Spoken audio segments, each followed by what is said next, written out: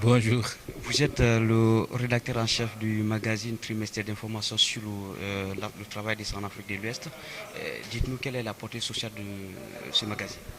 Bon, la portée sociale de ce magazine est de pouvoir, en tout cas, partager avec nos mandants tripartites. Comme vous le savez, le BIT est une organisation tripartite où il y a les travailleurs, les employeurs et les gouvernements.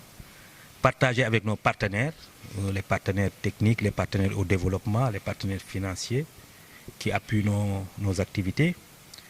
Partager avec les experts, partager avec le public de manière générale tout ce que nous faisons en matière de promotion du travail décent et de la justice sociale en Afrique de l'Ouest.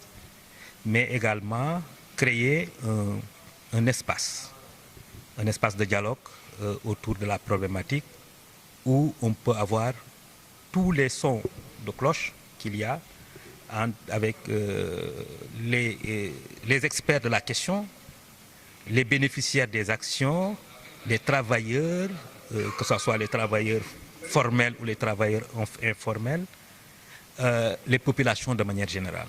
Le titre du magazine de ce troisième numéro, Ebola et le monde du travail, qu'est-ce qui motive? Oui, parce que, comme vous le savez, nous avons été tous interpellés par la maladie à virus Ebola, qui a vraiment eu un impact extrêmement sévère sur les travailleurs. Et les travailleurs qui ont été les premiers d'ailleurs à être éprouvés, ce sont les travailleurs de la santé, qui ont été en première ligne et qui ont été surpris par cette maladie. Au départ, ils ne pouvaient pas encore identifier la maladie et identifier sa gravité, de sorte que plusieurs travailleurs de la santé ont payé le prix fort. Donc, et dans les entreprises, dans les marchés, au niveau des champs d'agriculture, beaucoup de personnes qui travaillaient pour gagner leur vie ont perdu leur vie parce qu'ils ont été surpris par la maladie à virus Ebola. Donc, oui. Après 3 mois, nous allons connaître la 4e édition, c'est-à-dire le 4e numéro de ce magazine. Est-ce que vous avez imaginé déjà un titre que vous allez donner peut-être pour ce jour? Oui, nous avons même commencé le 4e numéro qui sera sur la formation professionnelle. Donc nous allons également là aussi inviter l'ensemble des parties prenantes à s'exprimer sur la question. C'est important aujourd'hui de s'arrêter et de penser la formation professionnelle. Aujourd'hui, vous savez, tous nos pays ont des stratégies de développement. Et quand ils nous parlent de leur stratégie de développement, ils nous parlent de 500 000 emplois par an. Mais c'est quel emploi? Est-ce que pour ces emplois, il y a des qualifications requises?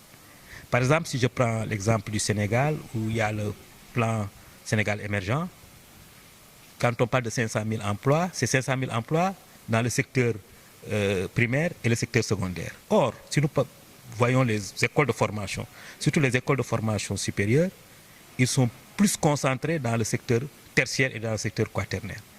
Qu'est-ce qu'il faut faire pour qu'au moment où les programmes sont là, où les emplois sont là, qu'on puisse avoir les personnes qualifiées pour pouvoir, en tout cas, occuper ces emplois? Dans nos pays, nous avons des ressources naturelles, les ressources minières, les ressources énergétiques, etc. Ces ressources, pour la plupart, actuellement, sont exportées comme matière première. Mais si nous voulons nous développer, très certainement, on va penser à les transformer sur place.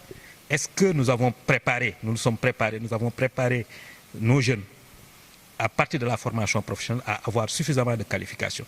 Donc c'est pourquoi on s'est dit, voilà une problématique peut-être qui va être intéressante, où on pourra en tout cas discuter à travers l'Afrique de l'Ouest et même au-delà pour voir comment en tout cas aborder cette question. Un mot sur la ligne éditoriale du magazine.